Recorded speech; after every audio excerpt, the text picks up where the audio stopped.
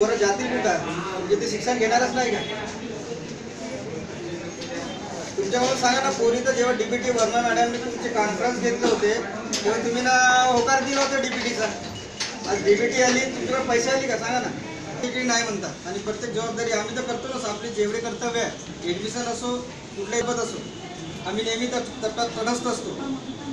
Individually मी स्वतः संघटना या नात्याने मी इंडिव्हिज्युअली पण करतो मी. हे सगळं पोरींना तुम्हाला माहीतच आहे. हे नवीन पोरी आले असतील यावर्षी, त्यांना कधी ते माहीत नसेल. स्पेशल केस संघटनेचं नाव यावेळेस 150 पोरीपोरांचा मी जवळपास 70 मुलींचा आल्या, मुलांच्या. तर संपूर्ण त्या गडचिरोली असो, गोंदिया असो, कुठल्याही वस्तुगृह असो, मुलगा अर्जिन असो, असे जवळपास मैंने 150 पोरीपोरांचा मी स्पेशलमध्ये नाव दिलं होता. तर त्या लिस्टवरून जवळपास 30 ते 40 मुलींचं नाव आलं आहे फर्स्ट लिस्टमध्ये. पण दुर्दैव अशी आहे की आपलं डिपार्टमेंट लिबरो त्यांना आकडा माहीत नाही, किती कुठं जागा खाली आहे, कुठं किती पुरा भरावा.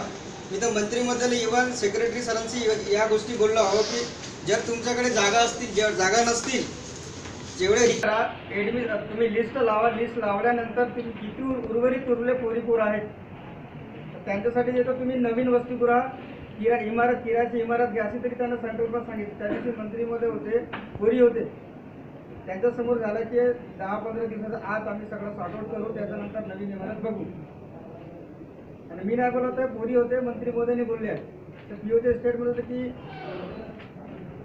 म्हणजे लिस्ट लावून उर्वरित किती विद्यार्थी नाही, विद्यार्थ्यांच्या संदर्भात तेवढा नव्हता की विद्यार्थी कमी संख्या होती, विद्यार्थिनीचा जास्त प्रॉब्लेम होता.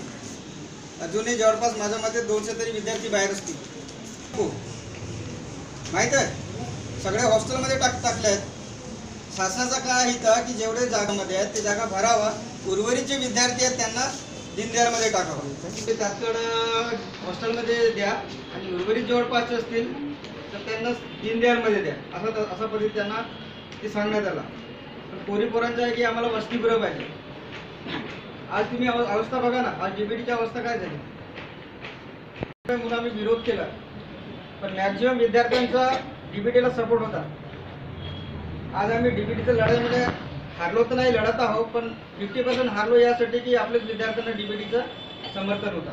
माहीत आहे, इथं आम्ही उपोषण करत होतो, मोर्चे काढत होतो, किती विद्यार्थी सहभागी राहत होता.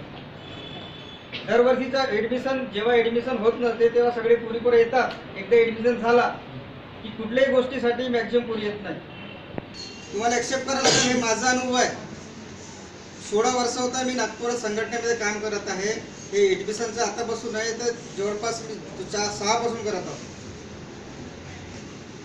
एकदा ॲडमिशन झाली, डीबीटी आली, पैसे भेटला की तुम्हाला एकमेकांसाठी काही संबंधच नाही. आज तुम्हाला डीबीटीचे पैसे नाही भेटले म्हणून तुम्ही इथपर्यंत आले, समजले का? खरं आहे की नाही खरं? आमची ॲडमिशन नाही मध्ये तुम्हाला खरं आहे. वसतिगृहामध्ये जर